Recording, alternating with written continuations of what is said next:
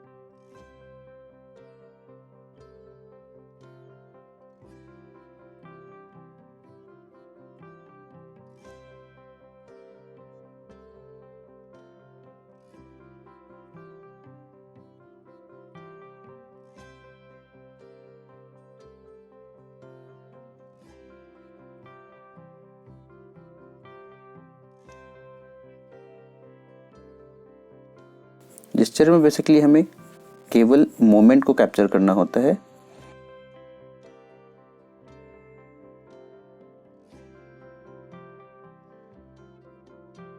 कि कोई पर्सन किस मोमेंट में है।